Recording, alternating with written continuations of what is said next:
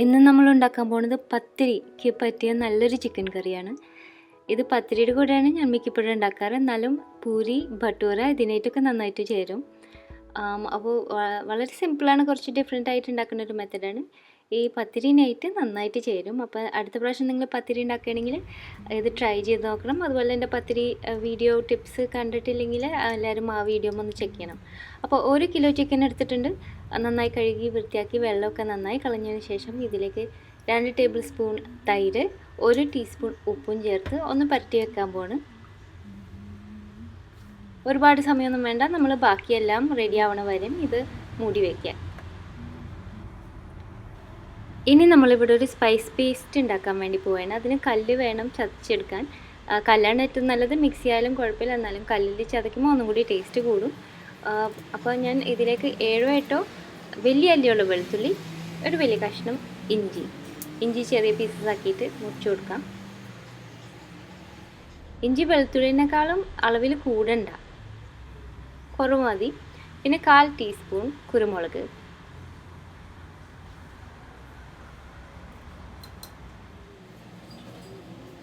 അഞ്ചോ 6 പിരിയമുളക്, ഉണക്കമുളക് ചേർത്ത് കൊടുക്കുന്നുണ്ട്.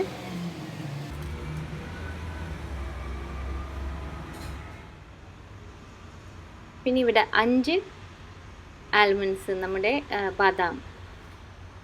ഇത് ഡ്രൈഡ് ആയിട്ടുള്ള ആൽമണ്ട്സ് ആണ്, അല്ലാണ്ട് സോൾട്ടഡും ടോസ്റ്റഡും ഒന്നുമല്ല. ഇതും കൂടി ചേർത്തിട്ട് നന്നായി ഇതൊന്ന് ചതച്ച് എടുക്കാൻ പോവുകയാണ്.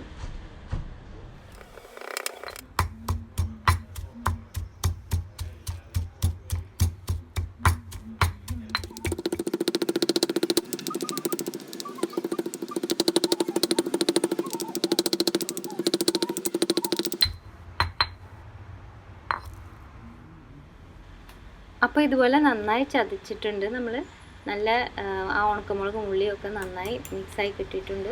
ഉണക്കമുളകിൻ്റെ വലിയ കഷ്ണങ്ങളൊന്നും കാണാൻ പാടില്ല.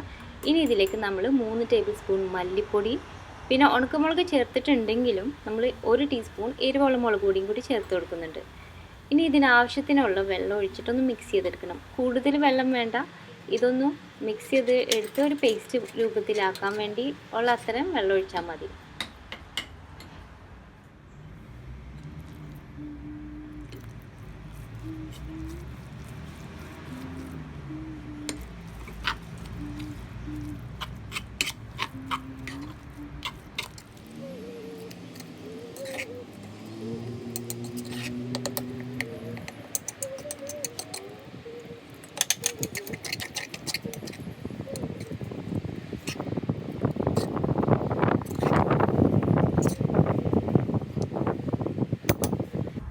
അപ്പോൾ നമ്മുടെ സ്പൈസ് പേസ്റ്റ് റെഡി ആയിട്ടുണ്ട്, അത് മാറ്റി വയ്ക്കാം.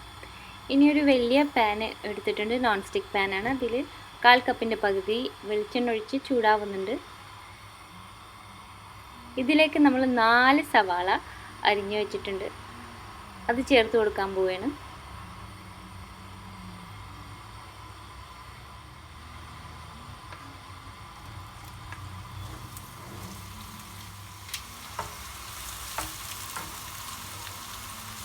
സവാള ഇനി നന്നായിട്ട് വഴറ്റിയെടുക്കാൻ പോവാണ്. കുറച്ച് പതുക്കനെ സമയമെടുത്ത്, ഒരുപാട് തീ കൂട്ടി വെക്കേണ്ട, ഒരു മീഡിയം ഫ്ലെയിമിൽ ഇടയ്ക്കിടയ്ക്ക് ഇളക്കിക്കൊണ്ട് തന്നെ നമ്മളിത് വഴറ്റിയെടുക്കാൻ പോവാണ്.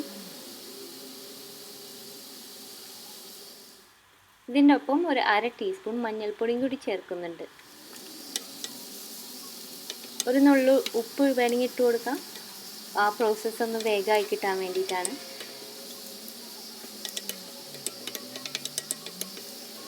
ഇത് കുറച്ച് സമയമെടുക്കും, നമുക്ക് നന്നായി വഴറ്റി കിട്ടണം. ഇത് ഇടയ്ക്കിടയ്ക്ക് ഇളക്കി കൊടുക്കണം. അതിൻ്റെ ഇടയിൽ ബാക്കി ആവശ്യമുള്ള എന്തെങ്കിലും ചോപ്പ് ചെയ്യാനുണ്ടെങ്കിൽ നമുക്ക് ചെയ്യാം.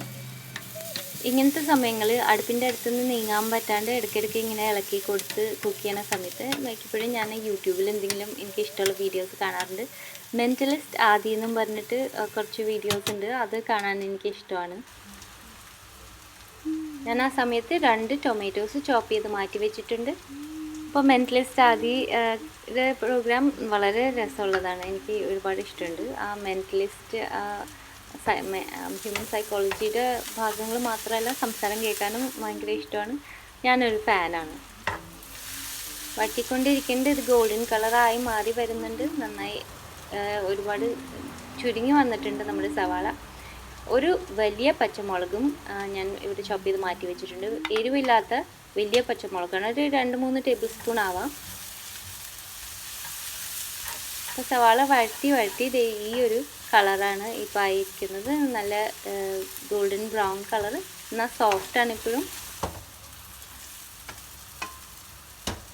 ഇങ്ങനെ ആയി കിട്ടിയാൽ നമുക്കിതൊരു പ്ലേറ്റിലേക്ക് മാറ്റാം. ഒരു സ്ട്രെയിനറിൽ ഒഴിക്കുകയാണെങ്കിൽ അതിൽ നിന്ന് കുറച്ച് എണ്ണ കിട്ടും, അത് നമുക്ക് പിന്നെയും യൂസ് ചെയ്യാൻ പറ്റും. 1 ടേബിൾ സ്പൂൺ ഓയിൽ പിന്നെയും നമുക്ക് ഈ പാനിലേക്ക് ഒഴിക്കണം. ചൂടായി കഴിയുമ്പോൾ നമ്മൾ ആ ചോപ്പ് ചെയ്ത് വെച്ച ടൊമാറ്റോയും പച്ചമുളകും കൂടി ചേർത്ത് കൊടുക്കാൻ പോകണം ഒരുമിച്ച്.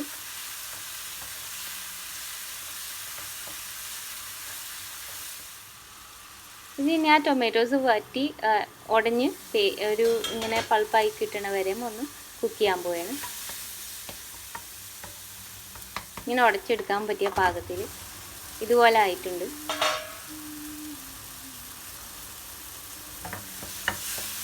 ഇത് ഇനി നമുക്ക് ആ നേരത്തെ മാറ്റി വെച്ച വഴറ്റിയ സവാളയുടെ ഒപ്പം ആ പ്ലേറ്റിലേക്ക് മാറ്റി വയ്ക്കാം.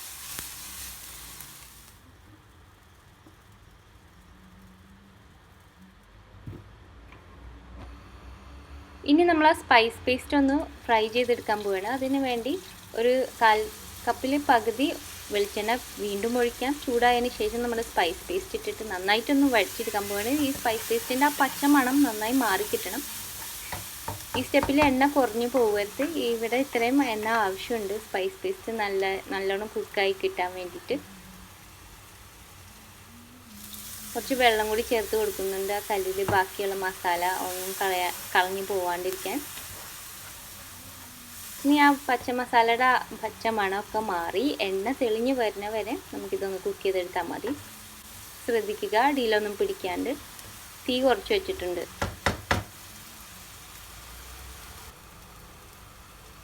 ഇപ്പോൾ എണ്ണ തെളിഞ്ഞ് വന്നു. ഇനി നമുക്ക് ആ മാരിനേറ്റ് ചെയ്ത് വെച്ച ചിക്കൻ ഇപ്പോൾ ആഡ് ചെയ്യാം. ഇപ്പോൾ ഞാൻ തീ കൂട്ടി വെച്ചിട്ട് ഇത് നന്നായിട്ടൊന്ന് ടോസ് ചെയ്തെടുക്കാൻ പോവുകയാണ്.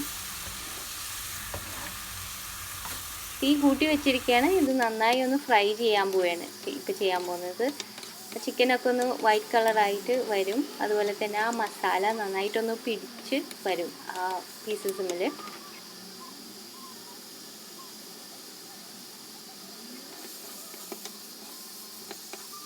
നല്ല രസമുള്ളൊരു മണമാണ് ഇപ്പോൾ കിട്ടുന്നത്.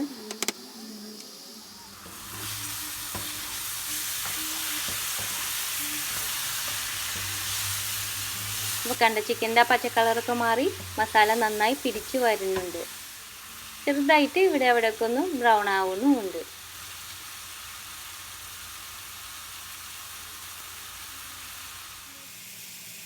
ഒരു 2-3 മിനിറ്റ്. ഇതിന് ശേഷം നമ്മൾ എന്താ ചെയ്യാൻ പോകുന്നതെന്ന് വെച്ചാൽ ആ വഴറ്റി വെച്ച സവാളയും ടൊമാറ്റോ എല്ലാം കൂടി ഇതിൻ്റെ മുകളിലിടാൻ പോവുകയാണ്. ഇത് മിക്സ് ചെയ്യരുത്. മുകളിലൊരു ലെയർ ആയതിനു ശേഷം ഇതൊന്ന് സ്പ്രെഡ് ചെയ്ത് കൊടുക്കാൻ പോവുകയാണ്. ഇളക്കി കൊടുക്കണ്ട. ഇതൊന്ന് ആവി കയറ്റാൻ വേണ്ടിയാണ്. മൂടി വെച്ചിട്ട് നമുക്ക് ഒന്ന് സ്റ്റീം ചെയ്യാം. 1 മിനിറ്റ് തീ കുറച്ചിട്ട്. ആ സമയത്ത് ഞാനിവിടെ 1-2 പൊട്ടാറ്റോസ് വലിയ പീസായിട്ട് കട്ട് ചെയ്ത് വെച്ചിട്ടുണ്ട്.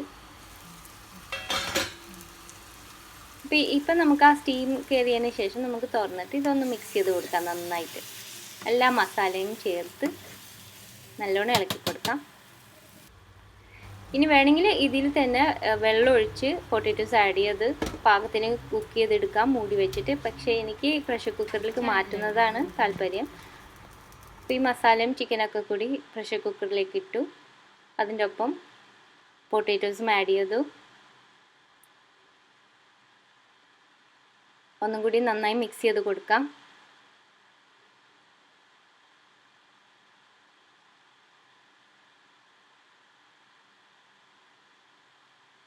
നമ്മൾ പിന്നെയും ഇത് ചൂടാക്കിക്കൊണ്ടിരിക്കുകയാണ്. ഇതിലേക്ക് ഒരു പിടി നല്ല ഫ്രഷ് മല്ലിയില ചോപ്പ് ചെയ്തത് ആഡ് ചെയ്ത് കൊടുക്കാം. വേണമെന്നുണ്ടെങ്കിൽ ഏറ്റവും അവസാനം നാടൻ ഗരം മസാല ആഡ് ചെയ്ത് കൊടുക്കാം. ഞാനിവിടെ ചേർക്കുന്നില്ല.